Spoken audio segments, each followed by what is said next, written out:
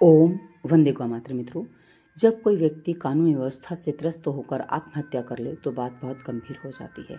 इसलिए पिछले कई दिनों से भारतीय मीडिया में अतुल सुभाष के समाचार छाए हुए हैं।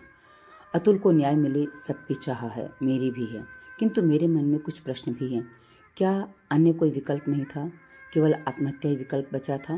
क्योंकि हमारे यहाँ बड़े बड़े राजाओं सम्राटों ने राजपाट छोड़कर संन्यास लिया है, तो वहाँ क्यों अतुल के लिए एक छोटी सी नौकरी छोड़ना इतना कठिन हो गया?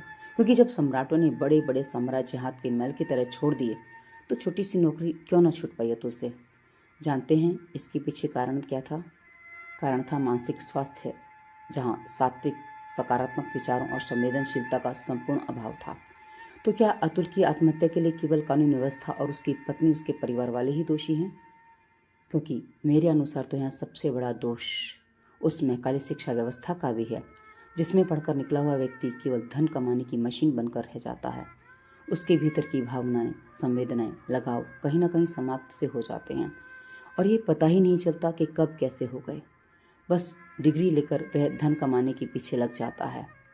उसका लक्ष्य होता है नौकरी, विवाह, बच्चे पालना और कहीं ना कहीं अंत में मर जाना, क्योंकि उसकी शिक्षा व्यवस्था में कहीं भी उसके मन को शांत करने के लिए या कमाने के अलावा अन्य कोई मार्ग दिखाई दे, ऐसा कुछ भी नहीं पढ़ाया जाता।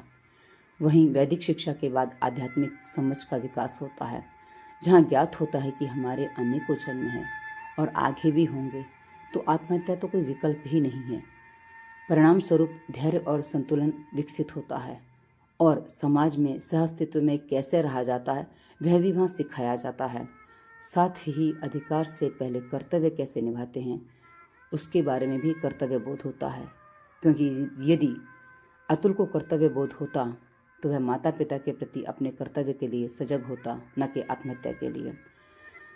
इसलिए जिससे सामाजिक और आध्यात्मिक सकारात्मक दृष्टिकोण प्राप्त होता है वो शिक्षा हमारी वैदिक शिक्षा होती है, जो कहीं आत्महत्या करने के लिए प्रेरित होने से हमें हमेशा बचाता रहता है, अर्थात हमें आत्महत्या करने के लिए प्रेरित होने ही नहीं देता, क्योंकि वहाँ उसकी योग्यता के अनुसार उसके अस्तित्व का विकास होता है। नैतिक मूल्य और शारीरिक एवं मानसिक स्वास्थ्य पर विशेष ध्यान दिया जाता है। इसलिए हमें विचार करना होगा कि हम किस रास्ते पे जा रहे हैं। और इस बात को थोड़ा अपने अनुभव से बताऊं तो जब मेरे जीवन की समस्याएं चल रही थीं तो कई बार मेरे अंदर भी आत्महत्या करने के विचार आते थे, किंतु जब मैं रामदेव बाबा से जुड़ी और आध्यात्म के मार्ग पर आगे बढ़ी तो मेरे वो सारे विचार अपने आप छूमंतर हो गए। फिर एक ही बात समझ में आई कि कुछ भी हो, आत्महत्या नहीं की जा सकती। इसलिए अभी भी समय हम संभल सकते हैं तो आने वाली पीढ़ी को नष्ट होने से बचा सकते हैं। बाकी परिवार टूट रहे हैं, समाज टूट रहा है और सब कुछ बिखर रहा है। हम किस दिशा में जा रहे हैं हम समझ नहीं पा रहे हैं।